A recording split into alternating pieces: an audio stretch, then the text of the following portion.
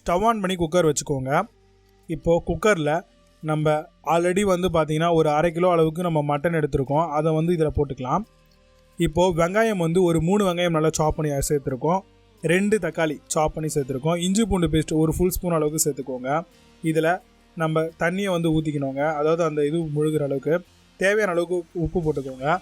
கடுகு எண்ணெய் ஒரு 2 ஸ்பூன் அளவுக்கு சேர்த்துக்கோங்க. சேர்த்துட்டு இதை நம்ம வேகிறதுக்கு விசில் விட்டு எடுத்துக்கலாம். இப்போ ஒரு மிக்ஸி ஜாரில் 2 பச்சை மிளகாவை சாப் பண்ணிவிட்டு ஒரு கைப்பிடி அளவுக்கு கொரியாண்டரு, அதாவது கொத்தமல்லி, தயிர் 100 மில்லி சேர்த்து நல்லா வந்து மிக்ஸி ஜாரில் அரைச்சி எடுத்துக்கோங்க. இந்த அளவுக்கு பேஸ்ட்டாக இருக்கணும்.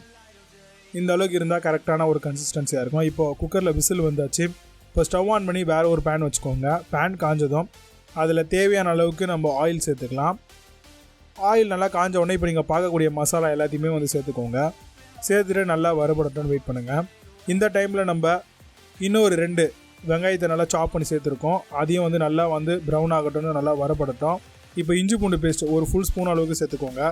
சேர்த்துட்டு நல்லா கலரி விட்டுருங்க. இப்போ எல்லாமே நல்லா மிக்ஸ்அப் ஆகட்டும்.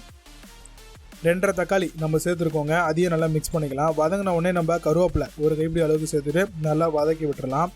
1 ஸ்பூன் அளவுக்கு தனி மிளகாய் தூள், 1 ஸ்பூன் அளவுக்கு தனியாத்தூள், கரம் மசாலா ஒரு 3/4 ஸ்பூன், 1/2 ஸ்பூன் அளவுக்கு மஞ்சத்தூள், 1 ஸ்பூன் அளவுக்கு மட்டன் மசாலா, தேவையான அளவுக்கு உப்பு சேர்த்துட்டு நல்லா வந்து ஃபஸ்ட்டு வதங்கட்டும். மசாலா எல்லாமே நல்லா கோட் ஆகட்டும். மிக்ஸ் பண்ணுங்கள். தேவையான அளவுக்கு கொஞ்சமாக தண்ணி சேர்த்துட்டு நல்லா வதக்கி விடுங்க. நல்லா மசாலாலாம் மிக்ஸ்அப் ஆகட்டும். கொஞ்சம் கொஞ்சமாக தண்ணி சேர்த்து நல்லா மிக்ஸ் பண்ணுங்கள்.